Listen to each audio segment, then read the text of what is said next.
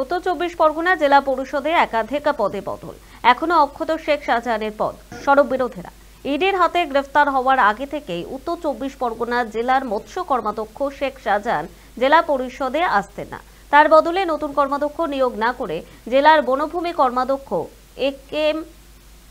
AKM Farhad অপসারণ হয়েছে। সেখানে দাঁড়িয়ে অভিযোগ সঠিকভাবে কাজ করছেন না তিনি।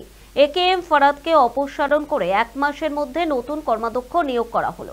তাতেই সরব বিরোধীরা। এখনো মৎস্য কর্মাধ্যক্ষের পদ ফাঁকা রয়েছে।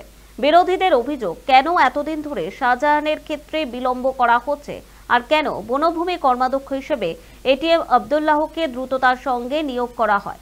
যদিও এক্ষেত্রে জেলা সভাধিপতি নারায়ণ গোস্বামীর দাবি আইনি জটিলতার বিষয়টি আটকে রয়েছে। দ্রুত সমস্যা সমাধানের আশ্বাস জেলা সভাধিপতির।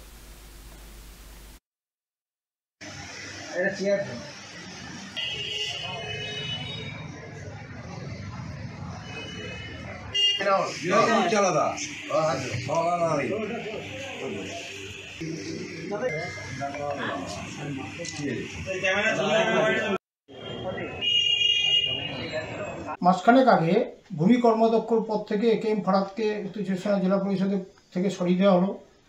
কেন? তিনি নারীগঠিত কেলেঙ্কারির সঙ্গে জড়িত ছিলেন এবং তার জায়গায় দেখলাম আজকে আব্দুল্লাহকে সেই ভূমি কর্মাধ্যক্ষ পদে নিয়োগ করা হলো উত্তর চব্বিশ পরগনা জেলা পরিষদে।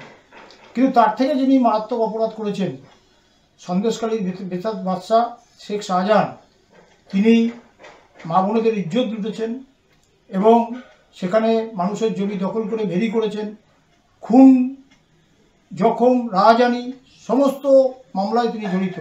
কিন্তু তিনি মৎস্য কর্মাধ্যক্ষ থাকা অবস্থায় তিনি গ্রেপ্তার হয়েছেন, সিবিআই তাকে গ্রেপ্তার করেছেন এবং তিনি এখন জেলবন্দি আছেন। কিন্তু 1 বছরের কাছাকাছি হয়ে গেল, সেই মৎস্য কর্মাধ্যক্ষ নারায়ণ গোস্বামী এখনও তার জায়গায় কোনো মৎস্য কর্মাধ্যক্ষ এখনও নিয়োগ করেননি। তাহলে আমরা কি ধরে নিতে পারি যে শেখ শাহজাহান জেল মুক্তি হওয়ার পরে তিনি আবার সেই মৎস্য কর্মাধ্যক্ষ পদে পুনর্বহাল হবেন?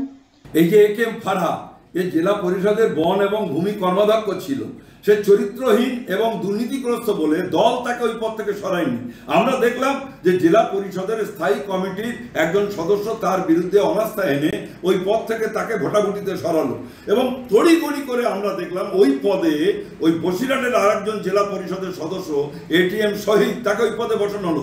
অথচ এই যে সন্দেশকালী বাদশাহ শেখ শাহজাহান দীর্ঘদিন জেলে রয়েছে, তিনি জেলা পরিষদের মৎস্য দপ্তরের কর্মাধ্যক্ষ, ওই তাকে তো সরানো হচ্ছে না।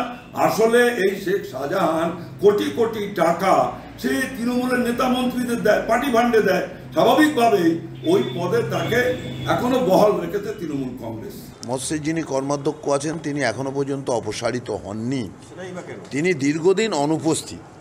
এটা আইনি প্রভিশন কি আছে কি নেই, এটা আমাদের কার্যনির্বাহী আধিকারিক হিসেবে মাননীয় জেলা শাসক বিষয়টা দেখছেন যে একজন কতদিন কটা মিটিংয়ে অনুপস্থিত থাকলে তার সদস্যপদ খারিজ হতে পারে, সেটা সম্পূর্ণভাবে এটা জেলা পরিষদ নয়, এটা সরকারি আধিকারিক, ডিভিশনাল কমিশনার, প্রেসক্রাইব অথরিটি, এটা তাদের আইনের মধ্যে পড়ে, এটা তারা দেখছেন।